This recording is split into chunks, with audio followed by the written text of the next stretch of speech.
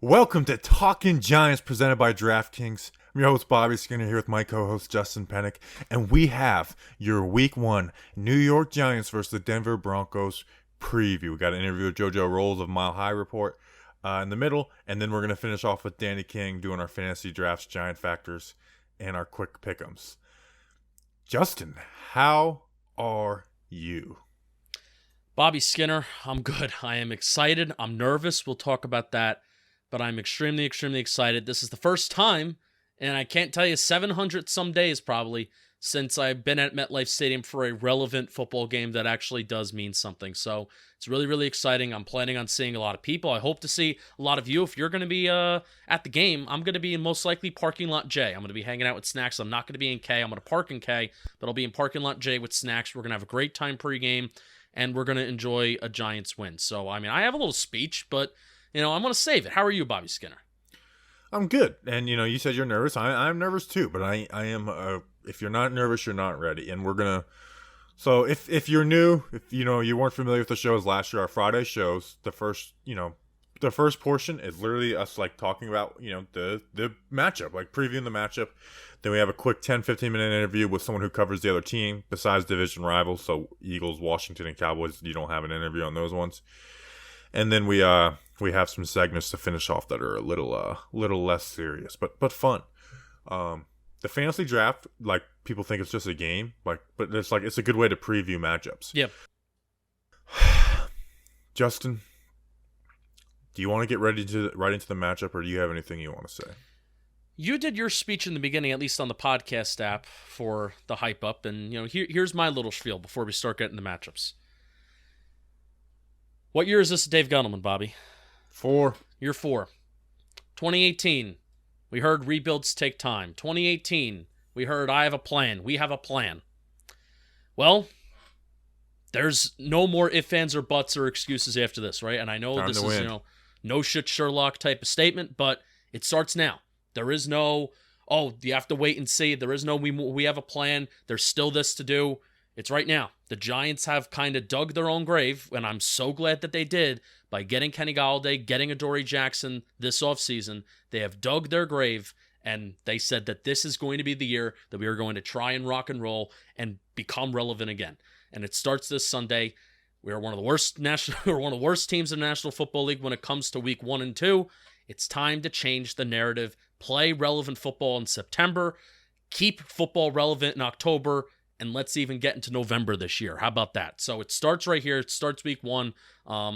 This game has a lot on the line. It's kind of bigger than football this Sunday, with 20 years since 9/11 too. And I'm sure there's going to be a lot of people that have a lot of emotions kind of going throughout the stadium too. So make it worth something. Start out 1-0. It's time to win or else, playoffs or bust. All right, let's talk about it. Let's talk about the matchup, and we're going to talk about their defense first. And with that comes Nate Solder starting at right tackle and Evan Ingram being out. But I kind of want to, let's start with their secondary, because they have revamped their secondary, Justin, with Ronald Darby and Kyle Fuller added in free agent. Bryce Callen, you'll hear in the interview that Patrick Surtain really isn't going to be part of that starting group unless it's a surprise. Like, they've been running a lot of dime packages when Surtain comes in, and he'll rotate in. But don't expect to see a ton of Surtain. But they did draft him.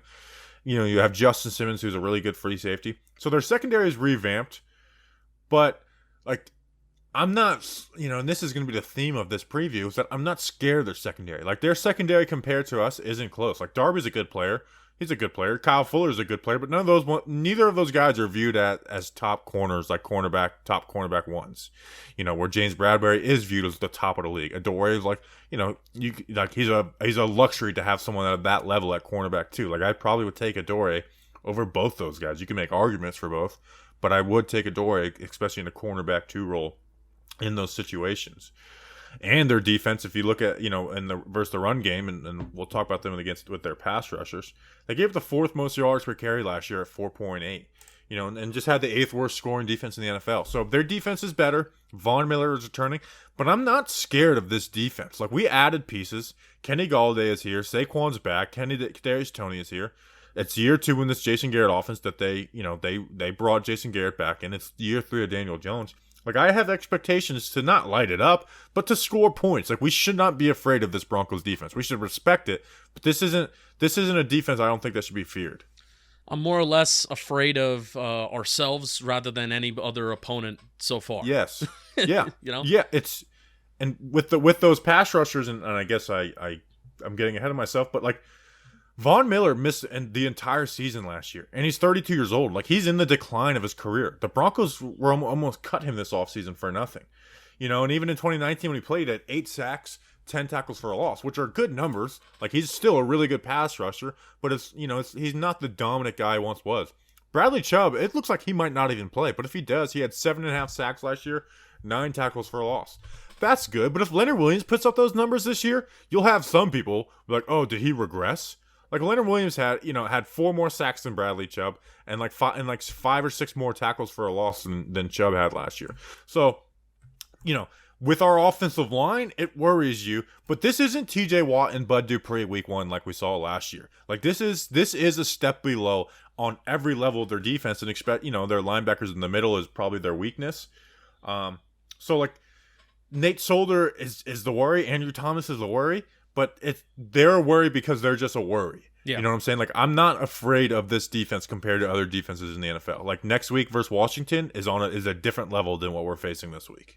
And the good thing about the opponent that we're playing on the other side of the football is that if you look at the EPA rankings 2019 and 2020, if you put it on like a spray chart, the Giants offense and the Broncos offense are actually like the exact same in terms of their overall efficiency and what they've done the last 2 years. They are exactly the same. It's almost like they've had the two exactly like similar seasons with each other too in terms of their overall efficiency there. So, do you trust the Giants offense to score more points? Or do you trust the Broncos offense to squeeze out a few more points? And certainly with I'm sure there's a Denver Broncos podcast that's saying the same thing, where it's like, oh, the weapons that we have and the wide receivers that we have, I trust them more than I trust the Giants offense when they haven't even played throughout the entire training camp. So, but we're a Giants show, and we're going to say that we're going to win. Yeah, and we should expect to win. Like, the past 2 years I've done this show, it's been the Steelers week 1, and then the year before the Cowboys week 1. And if we're ever not favored in a game, you'll find on this podcast, I do like the path to victory. This week, it's not a path to victory. It is we should win. Yeah. The path to victory should be we are the better team than the Denver Broncos if we have these expectations to win this year, which I do. Let's talk about our offensive line, though, because there was some big news. And Nate Solder is most likely going to be starting at right tackle. It's an unofficial depth chart, but last year it was 100% accurate when they put it out. So, and I just don't think they would put Parrott and Solder through the ringer just to play, like, mind games. Like, that's, like those guys have like, Joe Judge wants to protect his players, okay? And the ringer that Matt Parrott and Nate Solder have went through the past few days haven't been good because of this. And this is disappointing because we said all offseason if Nate Solder beats out Matt Parrott, then we should be pretty discouraged with Matt Parrott because Nate Solder is not a good player. And I'm sorry, like, I do not expect some type of bounce back for Nate Solder. And even then, if it's a bounce back, he was never, like, look at the year before he was signed by the Giants. He gave up 5 more pressures with Tom Brady as his QB than Andrew Thomas did last year. So like, I don't ever view Nate Solder, like, there's, for what? It's like, what are we bouncing back to? Yeah. And they tried to give Matt Parrott this starting job. Like, they tried to give Matt Parrott this starting job, and he just wasn't able to win it. He's not ready. And I'm not even mad at Parrott. It's the fact that we're in this situation, and Solder opting out really did screw this team because he wasn't supposed to be here this year. The plan was to have this happen last year, but they had to bring him back because of his salary, unless he was going to retire, which he wasn't.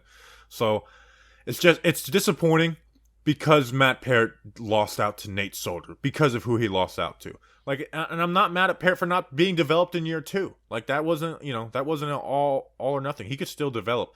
But I will say that if Matt Parrott doesn't overtake Nate Solder at some point this season, which he very well may, and look good, then they kind of have to give up on him as a starter. Yeah. Because you can't go into year 3 with a maybe. Like, it has to be, like, there has to be someone brought in, and Matt Parrott can now be the backup tackle, and maybe we have a good backup tackle in him.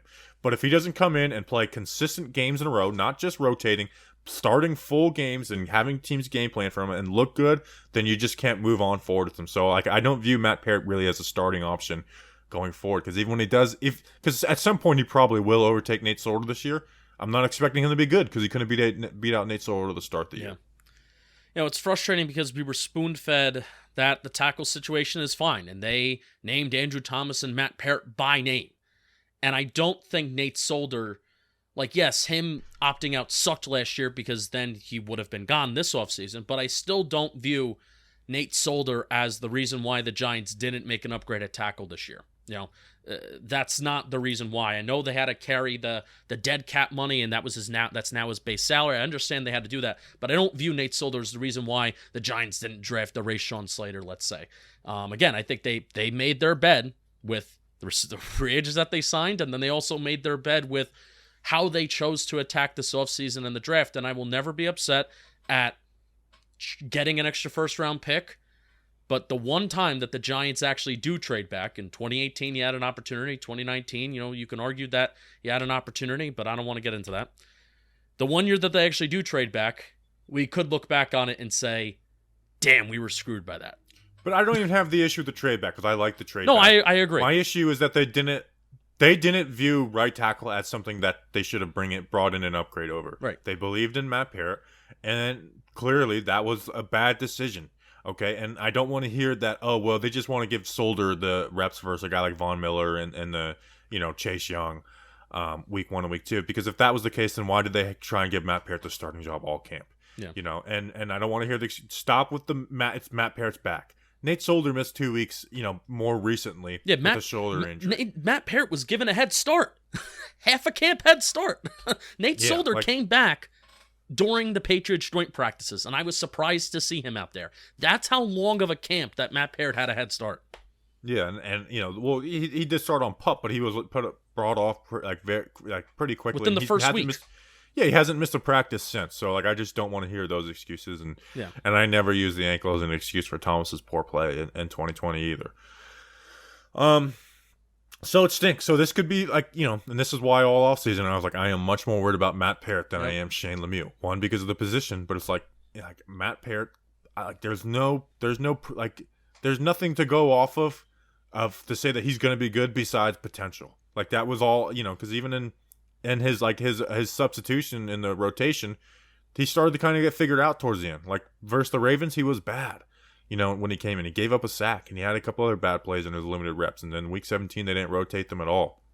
So it just stinks that Matt Parrott wasn't able to win this job. And I do agree that we will see him at some point this year, but I'm just not expecting it to be good. Right tackle is going to be a weakness for this team all year long, I believe. And the reason why we are going to see Matt Parrott is because, more likely than not, Nate Solder is going to be bad. And if Nate Solder is good, there will be nothing that has surprised me more over the last 3 years of doing this podcast than that. Yeah. I just, sorry, it's not going to happen. I already promised one of our listeners, I believe his name is Cole, said in a private DM with them, I said, if Nate Solder starts the year at right tackle, I will legit shave my head. So Monday, if Nate Solder starts at right tackle on Sunday, Monday I will be shaving my head. Yeah. Well, we will see you with a shaved head on Monday or the next time after the game. Wednesday's show. Yeah, Wednesday's or Wednesday's preview because we have a Thursday night game. Yes. So this episode will be on a Wednesday next week.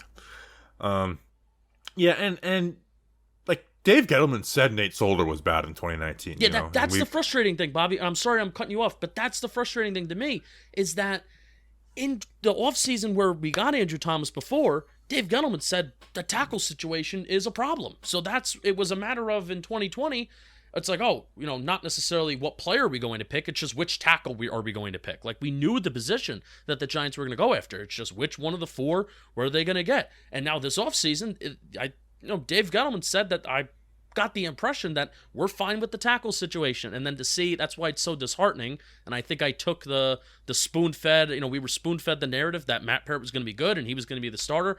I took that, and that's why I was more worried about Shane Lemieux, because I took that information that they're confident in Parrott and they're confident in what he's going to be, and lo and behold, it's week 1, and he's not starting. And it's more disheartening that Nate Solder's starting than even if it's Cam Fleming, Bobby. I wouldn't have a problem if it was Cam Fleming. I wouldn't have a problem if it was Mike Remmers. It's the fact that it's Nate Solder, who was the worst player at his position in 2019, and then even before he got to the Giants, he was one of the worst in his position too.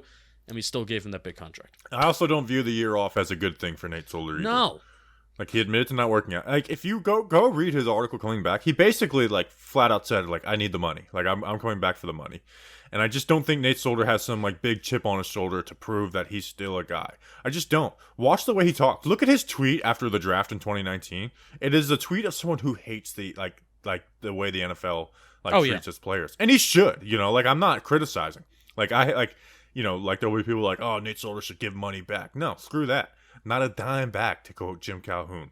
I don't blame him for that, but I just don't think Nate Solder's coming back with some huge chip on his shoulder to prove to the NFL. Like, I think he's washed up, and practices, games have kind of pointed to that with Nate. So yeah. Other things with the offense, and we'll go quickly with the defense because we spent a lot of time on that. Evan Ingram most likely is not going to play. I would be shocked if he does play. He is the one starter though where it kind of doesn't move the needle for me like any type of worry. Like, I'm almost excited because I want to see what this team looks like with Kyle Rudolph as the clear tight end 1 and Caden Smith as tight end 2. Like, I want to see what it looks like with two blocking like tight ends who are capable blockers, capable receivers. They're not going to be the athletes that Evan Ingram are, but they have less negatives than what Evan Ingram has. Like, I'm actually really excited to see how the tight end position works. Like, when I'm looking at film next week, it's like, okay, what happened? Let's see what this offense looked like out of their 2 tight end sets, which the Giants run a ton of, and I don't think it's going to change with Evan Ingram out. Yeah, no. And there's only 2 tight ends on the roster, not counting Evan Ingram. He would be the third. There's no backup. There's no... I think Izzo probably will get called up from the practice squad, but that's just speculation. That's just speculation. So, as of right now, there's only 2, not counting Evan Ingram, who was not going to play. So, maybe they do some sort of jumbo set if they want to do 13 personnel where you're putting Elijah Penny out there, or you put another big lineman out there. Hey, that's where Matt Peart comes in. Matt Peart's going to get playing time as the third jumbo tight end in 13 personnel. So, that's what I'm thinking they're going to do. But also, I want to see shotgun. You can even do 12 personnel to shotgun. I think Daniel Jones is a much better passer when going out of the shotgun, especially when you talk about play action, where Jason Garrett and the Giants last year, and we give them crap for the pre-snap motion stuff, they actually did run play action a decent amount, and play action is one of those legal forms of cheating in the NFL. Daniel Jones, I think, is a lot better when he's not turning his head away from the defense and when he can run out of the shotgun and kind of just keep his eyes out on the secondary. So run more shotgun with Daniel Jones passing, and then I think even Saquon Barkley is a much more efficient runner out of the shotgun too. We'll talk a little bit more sort Saquon in the fantasy draft because obviously he's going to come up in that, but we expect him to play. Let's go quickly through their offense, what to expect. The wide receiver group is legit. I think Cortland Sutton and Tim Patrick on the outside are 2 big bodies and capable receivers. So Sutton had 1,100 yards in 2019 before missing last year. Judy got a lot of crap for his rookie year. Honestly, I feel good. I think Jerry Judy is number 1 worry for the Giants. 1, because he's going to line up in the slot, which is where our weakness is on defense. And Teddy Bridgewater is going to be checking down a little more, so that gives Judy some more chances to get the ball in his hands. But he had over 850 yards last year as a rookie. And I bring up the interview, but you have to remember, the Broncos basically had 15 games of having a QB because they had the one game where they had Kendall Hinton at QB with all the COVID stuff. But as far as Bridgewater, he's going to complete a ton of his passes. But last year he had a career high of touchdowns in 15. 15, that was his career high.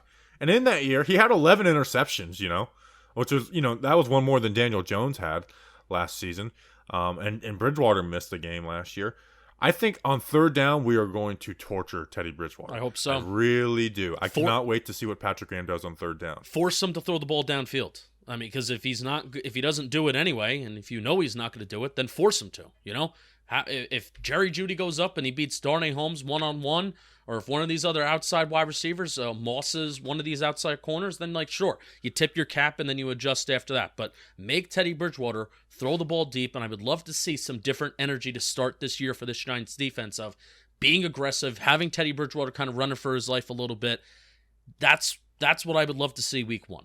I think we're going to see 4 safety looks because Bridgewater is good at diagnosing plays and finding the check down, where you have Julian Love line up in the nickel, and it's okay, maybe, you're going to get some hybrid zones, some different things like that. I really think they're going to throw a lot at Teddy Bridgewater to get him thinking and force checkdowns and force mistakes. I mean, look at Alex Smith, who was known for checkdowns. He had 3 interceptions in that game versus the Giants last year. I know he came in relief, but it's this, what Patrick Graham can do is mess with those QBs where some defensive coordinators can get some shots on the aggressive QBs and they blitz and stuff like that. Patrick Graham can, he can force the guys that don't make mistakes into making mistakes. So Absolutely. I think turnovers are going to be huge, and interceptions in general are going to be huge for the Giants this year. Offense. And we got Black Picasso as our defensive coordinator. Yeah, Black Picasso. Offense is going to need all the help that it's going to get, that it needs, and forcing turnovers and setting us up in good field position is definitely going to be a factor. So let's do it. You have anything else before we kick it to the interview? I would like you to read the ad. Come on. Don't pull that crap on me. That's what I do. The NFL is back, and DraftKings Sportsbook, an official sports betting partner of the NFL, is giving all new players a can't-miss offer for Week 1. Bet just $1 on any NFL game during the first week of the season and receive $200 in free bets instantly, no matter what. Take advantage of this limited-time offer now. You heard right. DraftKings Sportsbook is giving all new players $200 in free bets instantly when you place a bet of $1 or more on any Week 1 game. Head to DraftKings Sportsbook app now to check out all the great promotions and daily odds boosts. Plus, you can make every game a big game with same-game parlays. Download the DraftKings Sportsbook app now and use promo code JOHNBOY to receive $200 in free bets when you place a $1 bet on any Week 1 game. That's promo code JOHNBOY to get your free $200 in free bets instantly for a limited time only at DraftKings Sportsbook, an official sports betting partner of the NFL. Must be 21 or older. New Jersey, Indiana, or Pennsylvania only. New customers only. Restrictions apply. See DraftKings.com/sportsbook for details. Gambling problem? Call 1-800-GAMBLER or in Indiana 1-800-9-WITH-IT. And now we have Joe Rowles of Mile High Report. All right, we now welcome on of the Cover 2 Broncos podcast, a writer from Mile High Report of SB Nation, Joe Rowles, covers the Denver Broncos, starting off our season with meeting the opponent. Joe, how are you? And on a quick level, how do you feel about your Broncos going into this year? Because Week 1, everyone's full of hope. Yeah, I'm doing well. Thanks for having me. I am as optimistic about this Broncos team as I have been since I started covering the Broncos 4 Mile High Report. So I feel really good. I know that in the past, I have definitely been pretty optimistic ahead of Week 1, but I don't think I've ever been this optimistic about the entire season since Peyton Manning retired. I think we're in a similar situation with the Giants where it's like, this is year 4 of Gettleman. They've made some additions, had a good defense last year, and there's the offense. It's like, well, it can't be worse. And then the addition of Galladay, Tony, and Barkley is like a brand new addition. I think Giants fans are in the same place. So, but what I want to start with and get it out of the way, we can read your injury report, but there's nothing like, covering the team and kind of knowing the ins and outs. Like you can see Adoree Jackson on ours, but we feel confident he's going to play. Mm-hmm. Where are the Broncos at with like one Chubb and Noah Fant? Because those are like the two names that pop out. It sounds like Noah Fant is going to be able to play. I have not seen the Thursday injury report yet. The Broncos have not dropped it. But based on what I know from what they've been saying with Fant, it sounds like he'll be able to suit up. Chubb is kind of, it looks like it's going to be a 50-50 type of thing. Basically, Chubb, the injury kind of cropped up last week, and the Broncos kind of were elusive about the way that they were describing it. And then yesterday, Fangio came out with the official injury designation that was an ankle, and he admitted that the ankle is bothering him more than it was last week. And so obviously that does not sound great. So I would right now, I would say that I do not think Chubb will play. Okay. I you don't root for injury, but with the Giants offensive line situation, that one doesn't make me feel too bad. How's his legal stuff? I know there was like some random report and all Giants fans were calling for a 6-day sentence for him. I feel like he might get a fine, but I don't think he's going to get any sort of real discipline beyond that. And I'm not even sure if he's going to get a fine. It doesn't sound like it's anything too serious. It sounds like he didn't pay a fine and he got in trouble for that. Right. Yeah. I read it and it was nothing, but I was hoping for some stricter punishment. Let's talk about on the field, the wide receiver room. We know you have Cortland Sutton's coming back, Tim Patrick, Jerry Judy, who I think might be on pace for a breakout year. It's year 2, so that makes sense. And then even Hamler. How does that wide receiver room play out? Like, do you think we'll see be as like the alpha dog? Does Judy play mostly in the slot now with Sutton and Patrick being the bigger guys on the outside? And where does Hamler fit into it? I think the way they're going to do it is they're going to rotate them around a little bit. Shermer uses 11 personnel quite a bit. Last year he did it. They used it 66% of the time, and that was without Cortland Sutton for the whole year. So I would assume that number is going to probably be pretty steady, if not even more. I know that early on they're going to try and ease Sutton back into it. So if the Broncos offense is on the field for a long time, they'll probably rotate him out. But I know that they are confident that he's going to be able to play. I don't think there's any real hesitation with that.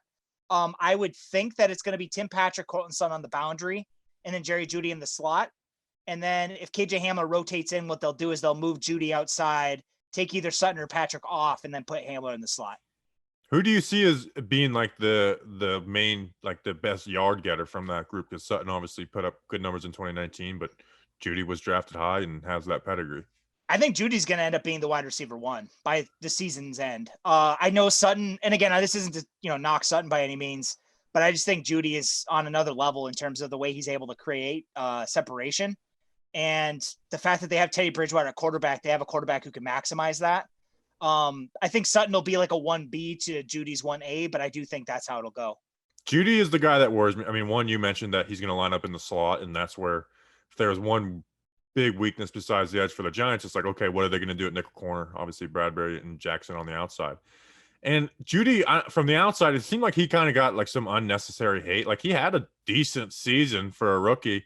He didn't do Justin Jefferson. And I always like when you look at Broncos stats from last year, I always remember it's like they played one game without a quarterback. So it's like you should just look at everything as like a 15-game schedule with their receiving game. But yeah, Judy is definitely like the one player on that Broncos offense that really like, I think probably keeps Patrick Graham up at night. With that, I mean, we know Shermer, he was very aggressive with Daniel Jones. And then, this past year, they've like tamed it down, ran a lot of stick concepts, curl concepts. How does that mix, this wide receiver group that, can make these big plays, mix with Teddy Bridgewater, who's been, notoriously conservative for his career? I think it's going to be interesting because I agree that has been the knock on Bridgewater. The thing with Bridgewater, though, even though he's been probably too conservative, it's not that he's not able to throw the ball downfield. He's been accurate. He just doesn't deliver that much. And in a Shermer offense, I think he's going to basically have to kind of deliver it more often. So it's going to be interesting to see how he picks his shots, just because Shermer does dial up guys downfield. And we saw in the preseason against the Seahawks, and Bridgewater capitalized on it. I honestly thought that was kind of how he took the job.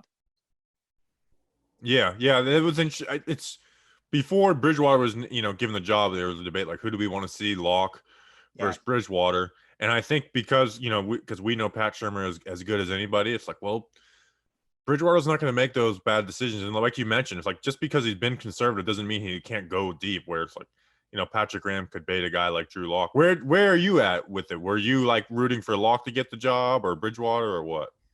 I wanted the best quarterback to play, and the way the preseason kind of played out, after the Vikings game, there was it did look like Locke was starting to make it look competitive. And then when we saw the Seahawks game, there was a clear enough separation between the two that I was pulling for Bridgewater at that point, because I think he's the one that gives the Broncos a better chance to win. Right. Yeah. I mean, Locke, I watched a little of him last year and he struggled. How does the new corner move into the defense? How does the new cornerback room? Because it's totally revamped with Darby, Fuller, and then Patrick Surtain. How is that playing out? Who's playing outside? Who's playing nickel? Who's like kind of been like the lead dog going in camp so far? So that's going to be something that I'm actually watching for too, just because during the preseason, the Broncos were playing their number one defense a decent bit, and Fangio uses a lot of nickel, and it'll depend on what Garrett does. Like, obviously, if he goes into 12 personnel, and I know Garrett likes to use 12 personnel, Ingram's injury might influence that a little bit. I honestly think it might keep it more because you have two like blocking type tight ends in Rudolph and Caden. So I honestly think it might even influence more 12 personnel. And if they do that, the Broncos will match them with their base defense. And then if their Broncos are in their base defense, I think we'll see Darby and Kyle Fuller on the outside. When they go into nickel, they'll go into nickel to match against 11, or if it's a passing down, I think we'll see Bryce Callahan come on for the slot. But during camp, we heard a lot in Broncos country about how they were using a lot of dime. And Fangio has talked a lot about how Patrick Surtain has learned 3 positions. So I do think that we will see Surtain rotate in on dime personnel as the dime corner. I also think that there could be snaps where he comes on as the boundary because that's actually what he's best at. Right. That's interesting. So right now, if they're lining up with nickel, Surtain's probably like the odd man out right now. That's what it looks like right now. Okay, so that's why it's good to talk to you because I was expecting to see Surtain on the boundary on Sunday. Now this is something I mentioned your good corners, your good wide receivers. This is something that every team knows the best. Who is like the weak point of every of your offense and defense where it's like, we don't want you attacking this. I am really anxious to see how the interior offensive line holds up to you guys, just because you guys have Leonard Williams and Dexter Lawrence, and the Broncos last year, they started Lloyd Cushenberry at center. He was the only offensive lineman who played every single snap for the Broncos, but he was garbage. And that's, putting it kindly, honestly. He was the worst center in football. And he looked improved in the preseason, but he still was giving up a lot of pressure. He was not holding, his anchor wasn't holding up against the Vikings backups. So that's definitely a concern. The Broncos have strong guards, so they'll be able to mitigate that a little bit, but it's definitely a concern. So that's probably the biggest weakness on the offense. I have questions about the right tackle spot, but Bobby Massey he's steady, so that should be okay. And I don't know necessarily how much you guys are going to take advantage of the edge issues. On defense, I think the biggest question mark is probably the fact that Bradley Chubb might miss the game, just because I like Malik Reed. I think Malik Reed is a competent starter, but he's not Bradley Chubb. Last year in 14 games, Bradley Chubb had 58 pressures by Sports Info Solutions charting. In 16 games, Malik Reed had 35. So I know Malik Reed led the Broncos in sacks, but he actually wasn't generating as much pressure. And you guys run a lot of gap concepts, and that's going to be an issue for Malik Reed because he's small. He's gonna be able to get overpowered if you guys down block on him. The other big question mark I have for this is the linebackers. The Broncos have good linebacker play, but they're not great athletes. That was going to be scarier for me if you guys had Ingram in this game. And if he plays, I will be obviously a little nervous about that. But I think that Garrett does an okay job attacking the middle of the field. And that is the one area that the Broncos defense, they give up yards there a little bit because of the linebackers. Right. Yeah. I mean, like you mentioned him attacking the middle with the stick and stuff. So you mentioned Bobby Massey as, being like, to set a good bar for us. Cam Fleming is probably your backup at that spot. How much better do you think he is than Cam Fleming? Because we know him well as well. Yeah, I was interested. I thought Cam Fleming was going to make that competition a little bit closer in camp. And then basically all the reports out of camp is Cam Fleming looks like he almost was cut. Like he was cut and brought back, but there was a lot of talk at one point that he was just basically a complete disappointment, which is interesting because I watched your guys' tape with him last year. I thought he was okay. I honestly thought that he was, if he figured out how to pass block better with Munchak, I thought he was going to take the job, and it just didn't happen. The questions with Massey that I have, he's tall and he's long, but he doesn't play like a long player. So against edge rushers who can get into his body, he's going to get overpowered because they'll have leverage on him because they can get up underneath him and push him back. His anchor is probably adequate. It's not above average by any means. I think as a run blocker, he's okay. He's a good position blocker, but he's not going to overpower anybody. Right. Any other like little tidbits that, Giants fans probably wouldn't know that you could throw out there for us? I think the Broncos are going to try and run a decent bit of Yankee. That's kind of like how Shermer dials up shot plays at around the 50-yard line. That's what he did last year with us. I also think that we're going to see a decent bit of a flat, like basically slant flat. That was kind of like one of Shermer's go-tos with Bridgewater in the preseason. Okay. All right. That's interesting. All right, Joe, appreciate you coming on. Where can people find you and follow you? Because I love bouncing stuff off of other teams, and following you is kind of giving me some good info on the Broncos. So I am at Joro_NFL on Twitter. If you guys want to, I talk about the Broncos mostly, but I also talk a little bit about good teams.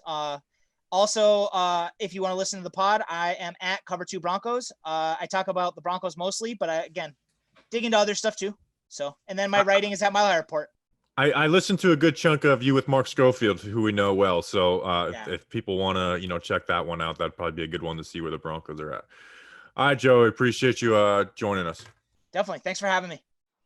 All right. Before we get to our weather fantasy quick pick segment with our friend Danny King, we got to talk about Roman, look, no one's perfect. Even the best baseball players in the world strike out with bases loaded.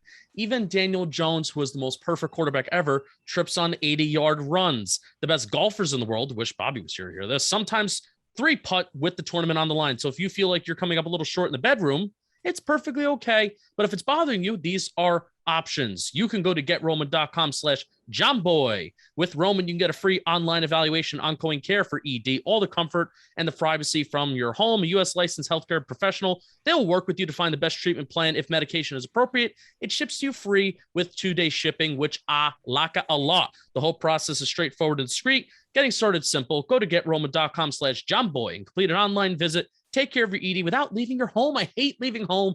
I haven't left my home in a couple days because I've been doing talking football videos, getting ready for the Talking Giants season. I haven't left my home, and it's been wonderful. Don't leave your home, and also fix your ED as well. Complete an online visit today to connect with the doctor and take care of it. Go to GetRoman.com/JohnBoy now to get $15 off your first month. Look, there's a straightforward way to take care of your ED. GetRoman.com/JohnBoy. Get started now to save $15 off your first month of treatment. Thank you to Roman, and I now want to welcome on Danny King, Weatherman Dan, back onto the program for our Week 1 preview. I want to welcome on Danny King, Weatherman I'm Dirty Dan. With Danny King, feels good to say that. What is the weather looking like for East Rutherford on 4:30, September 12th? We are so back. We got football. I brought back out the weather map. The weather map is so back right now, and I couldn't be more excited. Now, the weather, where'd my weather at? All right, by the way, you see this? You see this L right here? You see the L right there? Usually they go Denver. It usually goes towards the east, towards East Rutherford. But guess what? That L right there is going to be heading back towards Denver on Sunday. That's kind of outrageous. It's a new weather phenomenon, but it's going to happen. All right, Sunday at kickoff, it's going to be 86 degrees on Sunday. 86 degrees on Sunday at good old MetLife Stadium. Precipitation, only 10%. There ain't going to be an ounce of rain in the area. Or if it is, then blame it on me because I didn't say what was coming towards the East Coast that one day, and New York City ended up being flooded. So maybe that's on me. Bad guy move. Sunny, 86 degrees, wind. Justin, I know the wind's big for you. It says there's going to be what's that? 11 mile per hour wind. I like that. A little breeze with the 86 degrees. In the parking lot. Get it going. Get the field going in the parking lot. It's not like football weather, but I think it's prime September football weather. It's just going to be one of those games. Great atmosphere, fans back in attendance, an emotional game nonetheless. But I think the weather's going to be great. Great weather for Justin and the crew. Are we still doing trivia? Trivia, we're going to have to hold off on this week. I forgot about it until just now too. So don't worry. You know what? Actually, a fun trivia question. I tweeted this out. When in 2017, when the Giants went to Denver, Ben McAdoo kept hinting that he might change the play calling. Who ended up calling plays for the Denver game? What was his name? Mike Sullivan. Is that it, Justin? I don't know. Look at that. Bobby Skinner, offensive guru. It was Mike Sullivan. We found out on the Sunday Night Football broadcast when they were like, oh, look at that. Mike Sullivan is calling the plays. Yeah. What a stupid season that was. All right. So what we got now is we do a fantasy draft where we draft only from the Giants and the team they are playing. Last year, Justin finished in first with 630 points. We do, PPR points. Danny finished second with 98 points behind Justin, and then I finished last, 131 behind. But I'm changing that this year. So Justin got to decide where he chose in the first one, and then we rotate it. So Justin's going first. Danny decided to pick third. I'll be picking second. Justin, who is the first pick of the 2021 Talking Giants Fantasy League? I call what I did last year an ass kicking, and I'm going to be taking Saquon Barkley. I just want to kind of keep it simple. Whoa, okay. Yeah. Wow. I mean, what am I going to do? Jerry Judy, Kenny Galladay. I feel like it's automatic that if we're in a goal line situation, Saquon Barkley's got to get that touchdown. And it's very likely that if the Giants are going to score a touchdown, it's not going to be on a big explosive play. It's going to be in the red zone, and it's going to be kind of punching it in. And I think they want to get Saquon that touchdown. I think that'll be a big morale booster. So give me Saquon, and even if he gets 10 carries, he'll probably get a touchdown in there. So I was not expecting that because I was going to pick Saquon first. I was like, there's no way Justin's going to pick Saquon first. But we did this a couple weeks ago, over under 9.5 carries for Saquon Barkley, both of you. Danny King, you go. I'm gonna say over, but by like a minimum, by like 10, maybe 11. Yeah, I'm going slightly over too. Me too. I said under a couple weeks ago. Now I'm just like, you know what? They're going to play this guy. It was funny, Jason Garrett, by the way. It's like they've been just tempering expectations and like, you know, he's taking it day by day and we'll see where he's at tomorrow. And Jason Garrett's like, he's 100%. So, like I thought that was, Thanks, Jason. I was like, you just like tore down everything that they've been trying to do. Like just temper expectations. And Jason Garrett's like, yep, 100%, ready to go. So I am going to my backup plan for who I was hoping to get.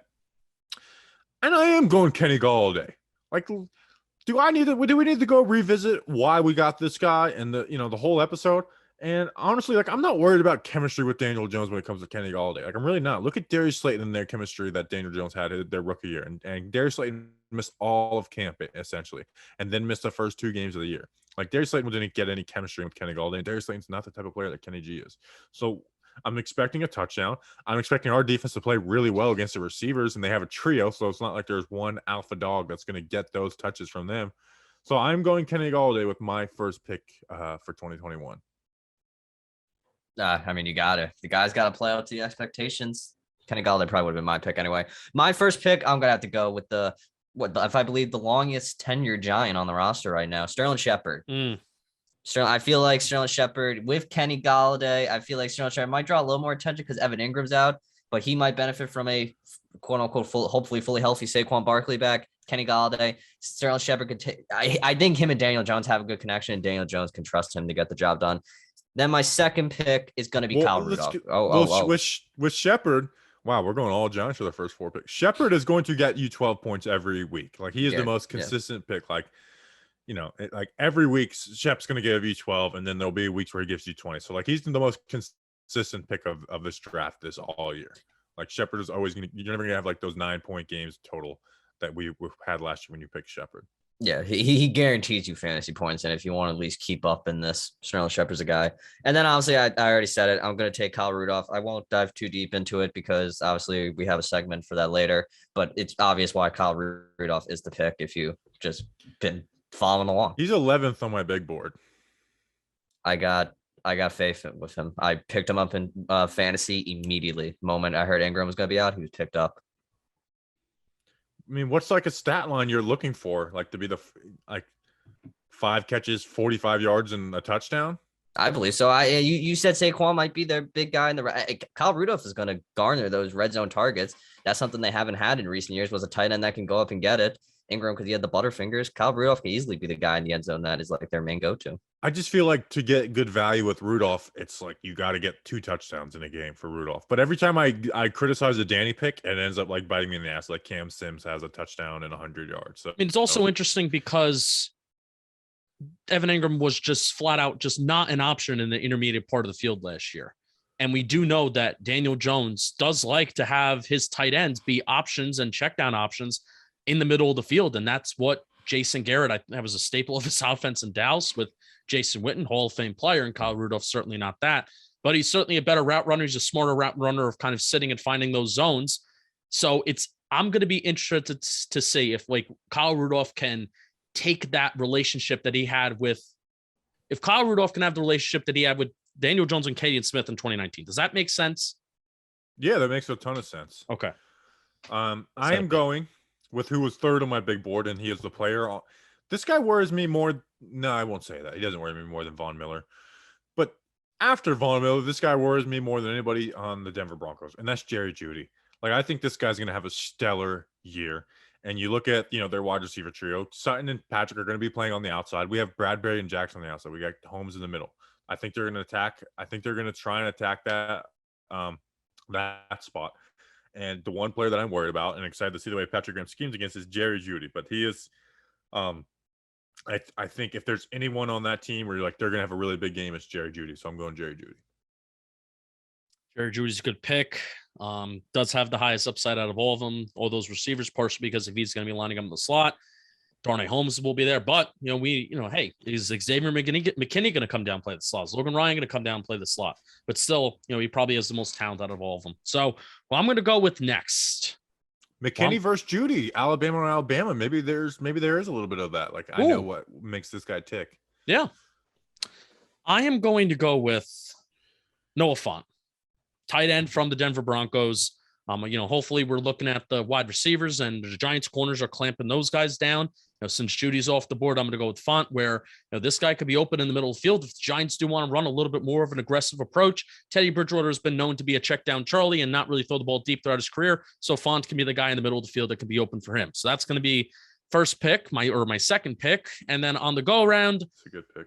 I am going to take Javonte Williams. Damn it. Oh, I wanted Damn. Javonte. Son Yeah. of a gun. Damn. Rookie second round pick, running back. Vic Fangio said the other day, we're not at all against playing him in any situation, any time of the game. Shermer was like, Shermer in his press conference today was like, we rode Saquon into the ground his rookie year. He's like, I'm not afraid to do it with a rookie again. Well, there you go. So he's going to be competing with carries Melvin Gordon, but Javonte Williams is certainly a more exciting player. So on the go around, I got him.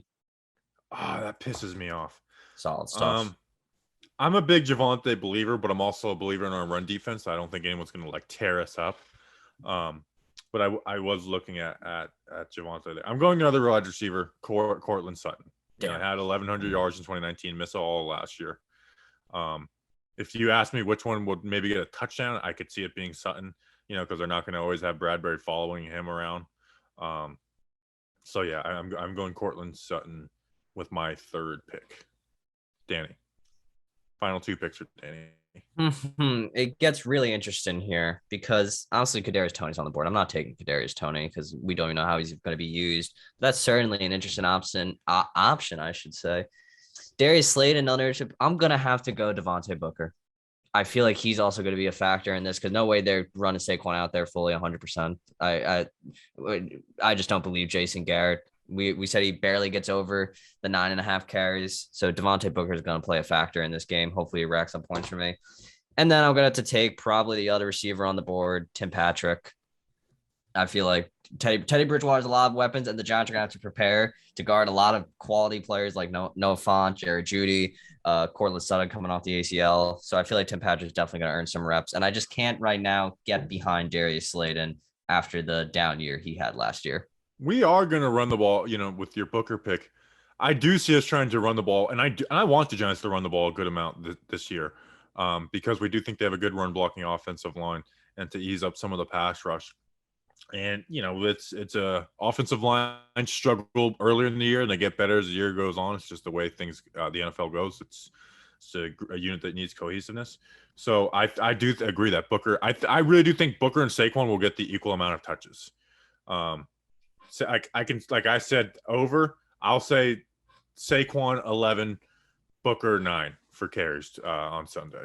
Because the thing is as well for me, like it's a short week and they have to imagine they want Saquon available in a pivotal divisional game in the second week of the season. So you don't want to run him into the ground in his very first game. You want to be conservative with him and hope that because we don't know what his condition is like in a full 60-minute game. Give him the time, and then he could come back week 2 and be the Saquon we hopefully remembered from 2018 or just pre-injuries that have hampered Saquon the past 2 years. Yeah, and also you compile Saquon stats in Maryland, in Washington D.C. in the FedEx, whatever the stadium's called, Dumpster. The dumpster. His stats there are insane. So that's like the best stadium that he's played at. So. All right, my last pick. This is a tough one. Melvin Gordon's first he's the top guy on my big board right now. But Toney and Slayton are staring me down right now. And it's like I already went 2 Broncos. You know what? Take Toney. I am going to take a freaking risk. And I'm going Kadarius Toney. Welcome to the risk train. My fantasy team this year is called is Toney the Tigers. So a little fun fact there. I am going with Kadarius Toney. He's gonna make a big play. So I am going Kadarius Toney. Gordon was on my big board. Slayton felt like a safe pick, but I had Kenny Galladay, so I'm not gonna go Slayton with having Galladay. Justin. I'm gonna go Darius Slayton. I'm going to go Darius Slayton. Makes sense. Tony, I can imagine it. He could have a significant involvement in the actual game, and where, of course, like if he pops a big play, that's good fantasy points for Bobby Skinner right there. But I do feel like the trio is going to be Sterling Shepard, Darius Slayton, Kenny Golladay for the majority of the game. And this is going to be the game where Darius Slayton is not getting cornerback one treatment. And he was not getting cornerback one treatment in 2019 too, when he was like an unknown commodity. So what can you do, big dog? Can you produce a big play? Can you produce a big touchdown? Kind of like he did to start off the season last year. You can tell that we're a lot deeper with our weapons this year, where Melvin Gordon is left on the board. Like last year, we were literally picking Alfred Morris and Caden Smith in these drafts. And this year, Melvin Gordon, like I can very well see in the way that these fantasy drafts always going. It's like a player we don't pick goes off. Melvin Gordon now is going to like be the best fantasy performer. Oh, 100%. For the Broncos. But I'm going to be honest, the player after Fant, I was not picking him just strictly off his last name. I wasn't even attempting to say I know. that. He was last on my big board. I even put Ingram ahead of him. I was like, you know what? I'll just maybe on a miracle Ingram plays. And then I had Hamler and Smith and Caden Smith above both of them. All right. So Justin has Saquon Barkley, Noah Fant, Javonte Williams, and Darius Slayton. I have Kenny Golladay, Jerry Judy, Cortland Sutton, and Kadarius Toney. And Danny has Sterling Shepard, Kyle Rudolph, Devontae Booker, and Tim Patrick. So Danny has the most Giants. And myself and Justin are both 2-2 on with both teams. All right, Justin, you get to pick first in the draft, which means you get to pick the first Giant factor. And if I explain this to start the season and then I won't at the end of the year, Giant factor is essentially just your X factor for this game. But we call it Giant factor because it's a play on words. Justin, who is your Giant factor? Touched on him at the beginning of the show, and I'll keep mine kind of short and sweet. It's Nate Solder. Nate Solder, you want to come out here and you want to play? You want to play 17, 18 games, however many games are in this NFL season. You want to play every week? Well, it starts right here. Go out there and prove it. Or do you want to just kind of collect your base salary, collect your paycheck, and just play one more final year in the NFL before you're cut and then you retire? That's up to you. So start it out this Sunday. Let's see it, big dog. Root for you. You got to root for the guys in blue.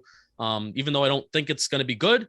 Prove me wrong. Go out and prove me wrong. I'm already shaving my head for you on Monday. So, I was about to say, Justin does have that one request. Don't play the literal first snap. Play every other snap after that. Yeah, that would definitely confirm Joe Judge listens if he did that. Like, I don't want to. He's like, I love watching the show. I just don't want to see Justin with a shaved head. Big Justin Panic guy. He's like, I love Justin. I just don't want to see his bald ass head. So that I'm actually really looking forward to Justin shaving his head because I'm gonna make so many like skinhead and cancer jokes about him. There you go. Just like your dog Lucy had. That Blue's Clues video just sent me off this week. Oh my gosh. Oh man. I can't wait for this sticker to come out. It might be our best sticker. My Giant factor. Kenny Galladay's been, he's been missing camp. New addition. Saquon Barkley. We know the deal with him. Kadarius Toney basically missed all of camp. Slayton, he had a big drop when he came in and played in that preseason with the starters. But you know who's been there for Daniel Jones? And you know who caught 80% of his passes for Daniel Jones? Sterling Shepard. Sterling Shepard is my Giant factor this week. You have the most chemistry with Daniel Jones. When Daniel Jones throws you the ball, you catch it. But do something with it. Be the chain mover. Be the guy that puts us on first down at 2nd and 3 to make our offensive coordinator feel more comfortable with taking some shot plays to the Kenny Golladay. So you do your job. You move the chains and set it up for the big plays for the other guys. Set it up to where their linebackers are watching their slot receiver, and then bam, Saquon out of the backfield has an angle, and we're having big plays. Have it where, they're looking at Kadarius Toney and they're like, we got to watch him. They're trying to use him. Be that guy. So Sterling Shepard, you are the longest tenured New York Giant on this team. You're the only one who's won a week 1 game before. You know what it takes to win on week 1, even though that doesn't carry over. But it's a fun fact. Sterling Shepard, you are my Giant factor for week 1. Beautifully said. Sterling Shepard, I think he's arguably one of the most important players on this team. He's been there for us. He's been consistent for us. He just needs to keep doing what he's doing, and the reps will come, and he won't have to with Kenny Golladay and all that. It's good. I think it's gonna be a nice year for Shepard. I said Rudolph was going to be my Giant. I hinted at it. Rudolph is my Giant factor. Here's my reason. Obviously, Evan Ingram's out, so I mean, what's new there? Kaden Smith. He's been on the practice list with an injury, but he'll probably play. But I think Kyle Rudolph's going to get a majority of these snaps. Justin, you mentioned Jason Witten. Obviously, I'm not comparing Kyle Rudolph to Jason Witten, but maybe Jason Garrett didn't feel comfortable using the middle part of the field, the intermediate part of the field with Evan Ingram based off just Evan Ingram's I just don't feel like that's his game. Evan Ingram's the guy that you could send deep. He's the wide receiver basically playing tight end. That's what it is. Kyle Rudolph can get those red zone targets. Kyle Rudolph could be that tight end at Duke, Brian Porras, Duke gang legend. That tight end at Duke, I forgot his name. Noah Gray. Daniel Jones. It was Daniel Helm was the one you're talking about. Yeah. Daniel Jones loved that tight end at Duke. That was the one thing I remember watching. He loved that tight end. That's his safety blanket. And we all know Jason Garrett does a very crazy scheme. At least we saw that last year. Kyle Rudolph could be a safety blanket for Daniel Jones. He could be a red zone target for Daniel Jones. He could be someone that this offense, that when we come to the trade deadline, Kyle Rudolph could be the reason why Evan Ingram's gone, because this is what the Jason Garrett envisioned at tight end all this time, but he didn't have it. Kyle Rudolph, I need you to have a big game. You started off on the wrong foot when you signed the contract. You said, hey guys, by the way, I need a foot surgery. So that's going to be a bummer. Kyle Rudolph, go out there, dominate for me, please. Get this week 1 win. Like Sterling Shepard, Kyle Rudolph's been a part of many week 1 wins. Kyle Rudolph's not going to garner so many targets, but he's going to be, I believe, a major factor in this first game. Very nice. So we all win offense. So offense, we need all three of these guys to perform. All right, pick them. We're going to keep it quick because we are running a little late right now. Thursday Night Football, season opener. Cowboys at Bucks. Listeners represented by Hari Nair. He was a Patreon. We do a raffle for T-shirts. And you also, can get a chance to be the guest picker. The listeners are picking the Bucks. I am picking the Bucks. Guys, are we all going Bucks here? Yeah. Affirmative. Simple enough. Cowboys. We're gonna make the joke that the Cowboys are in last place by the time you're listening to this podcast. Very excited. Seahawks at Colts. Listeners went Seahawks. Justin, where are you going with this one? Carson Wentz and Quentin Nelson are not playing, right? I think Wentz is playing. I'm not sure. Wentz is playing. It's so strange because they have like that same injury where it's like, if you're a Yankee fan, remember what Greg Bird had a couple of years ago where he had to get a bone removed from his foot and then he wound up getting multiple bones removed from his foot. And I think that's like the same injury that they both have and they have the same timetable. So I'm still going to go Seahawks though. Nelson returned to practice for FYI for talking football. Good for them. Oh, there you go. I am going Seahawks as well. I think the Colts are going to kind of have a down year. I mean, I'm just not like Carson Wentz was really bad last year. So I'm going Seahawks. Danny. Yeah, I'm probably going to have to go Seahawks just because we just haven't seen Carson Wentz in this offense, and they're lacking T.Y. Hilton, who is still a major factor for that team. Chargers at Washington. Listeners going Chargers. I'm going Chargers as well. I think the Chargers are going to make the playoffs this year, and I think Washington is a little overrated. And I just think Rashawn Slater is Chase Young's daddy. So I don't like when you say daddy. I'm gonna go Chargers. Daddy wasn't there. I'm gonna go Chargers. Me to the fair. Justin going Chargers. 12 of Justin Herbert's 31 touchdown passes last year came from 20+ yards. Fun fact. Oh, look at that. Pulling out the stats. Big Justin Herbert guy. Like I said, I am still mad. He cared more about his education than being drafted by the New York Giants in 2019. Still mad about that. Chargers are a very good team, even though I'm not. Yeah, Chargers. Steelers at Bills. Danny, which way are you going on this one? I mean, TJ Watt's got me fired up after just walking into Rooney's office. Story. There's no way that's real. Then just saying, I'm gonna go work out. So with that said, I gotta work out. So with that said, look at me dead in the eyes right now, people. If that happened in a movie, we're like, nobody circles the wagons like the Buffalo Bills. Give me the Bills. Danny's going Bills. Justin, where are you going?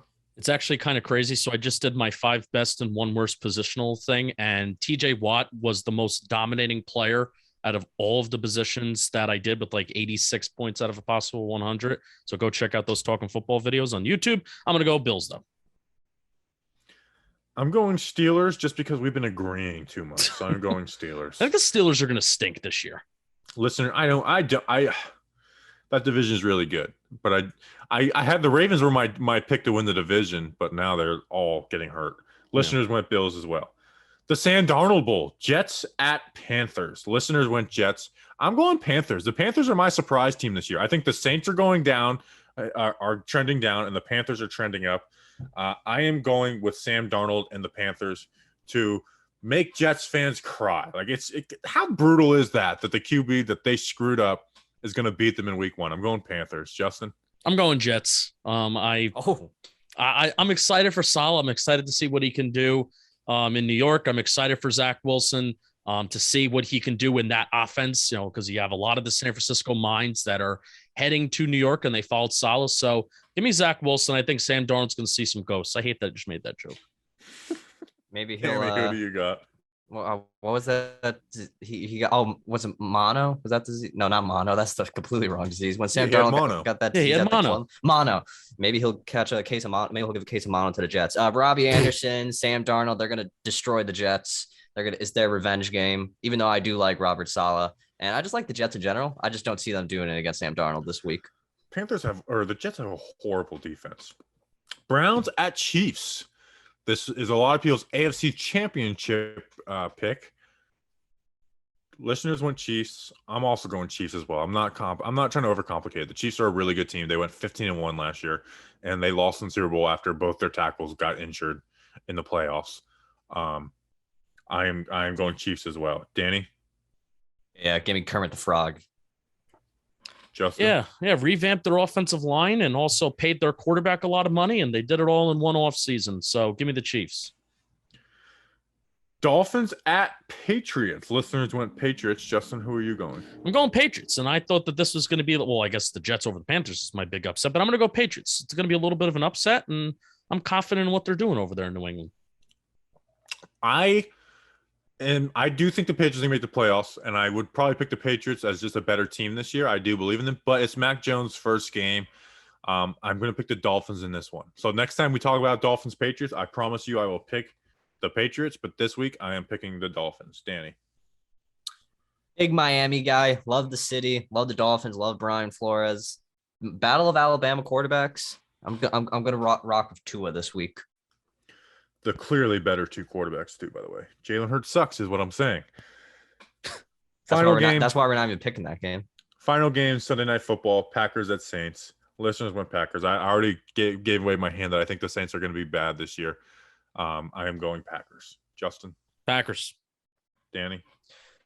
New Orleans is going to do it for their city. Give me New Orleans. Wow. For the city. They didn't do it for the city last time they had our They didn't. So. They actually like folded pretty easily. They're not even in. No, well. Giants versus Broncos scores. Danny? This is the most winnable week 1 game I think the Giants have had in some time. Please just start off 1-0. I rather come back here on Wednesday when we film, if that's when we're doing it, in a happy mood and not have to hear people complaining on Twitter that like the season's over, fire Dave Gellman, fire Joe Judge, get rid of everyone. Giants are going to win this one. They're going to start off the season right. It's a new era of Giants football. Giants 20, Broncos 10. Justin? I'm going to wake up Sunday morning and think we're going to win, but right now I'm thinking we're going to lose. The Giants lose 23-13. Whoa. Bring that energy week 1. It's week 1. And we will win. And I'm keeping it simple, guys. I don't need to give you this big hype up speech. Pat Shurmur, forgive me for what we're about to do to you. Giants 77, Broncos 0. We appreciate you guys. We will be back Monday morning. If you want to join us live Sunday night on patreon.com/talkinggiants, recapping a Giants win versus the Broncos 1-0. We're going to celebrate way more than we probably should. We're having a good time. We appreciate you guys. Thank you. Thank you for I've done it on like 3 straight episodes, but thank you for supporting us this off season. If you're listening to us for the first time, you're jumping on the Talking Giants train, well, good luck. So we've got to whip this world's ass. We appreciate you guys. We'll see you on Monday. Until then, let's go Big Blue.